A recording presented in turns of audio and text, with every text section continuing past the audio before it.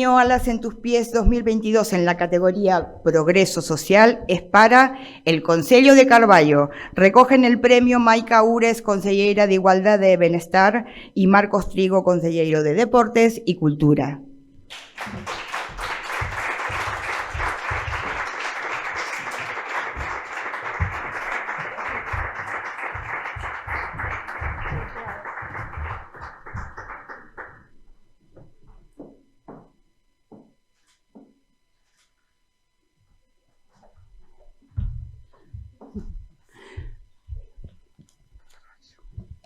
Boa tarde a todos e a todas e parabéns a todos os premiados e premiadas. As imaxes que acabamos de ver son as imaxes deste ano, do 19 de marzo, do Día dos Bosques. En Carballo, nos anos 2019-2020, naceron máis de 300 nenos.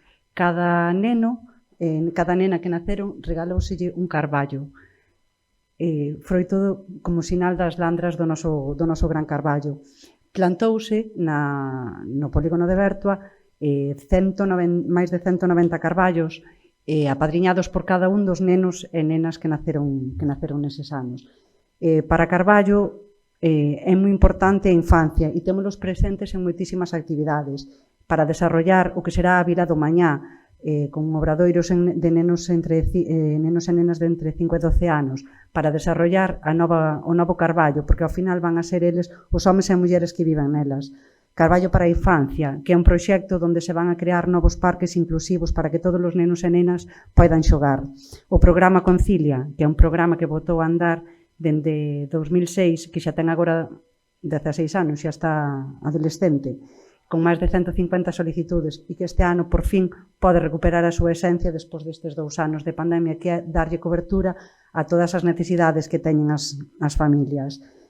Ademais, necesitamos que os nosos nenos e nenas teñan alas nas súas imaginacións e nas súas mentes. Por iso levamos as bibliotecas municipais ao mellor escenario do mundo, que é a Praia de Razo. Perdonade, pero xa por querencia. Non creo que haxe outra biblioteca con as vistas máis bonitas. Ali poden ler, poden pedir libros e, ademais, todo isto vai acompañado dun montón de actividades para eles e para elas. Certames como Interplay, como Dinosaurio Escolas, que levan os contidos digitais aos nenos e ás nenas e moitas veces con perspectiva de xénero para que as mulleres e as nenas poidan saber que tamén que non é un mundo de homes, que nós podemos facer o que nos dé a gana, que estamos aí e que somos lo mejor. E a Carballera do Futuro, que para min é un proxecto moi bonito. Todos os nenos e nenas teñen o seu carballo. O día que medren poderán ver ese carballo que eles plantaron cas súas mans, que ten o seu nome e que todos saben en que parcela está. Ademais deso, temos a Escola de Natación, que leva xa 35 anos ensinándonos, a min tamén, a nadar, a todos os nenos. E ao final, todas estas accións que se levan a cabo só dentro do noso concello é coa única intención de que as landras do carballo que hoxe temos sean carballos fortes e rexos no día de mañá.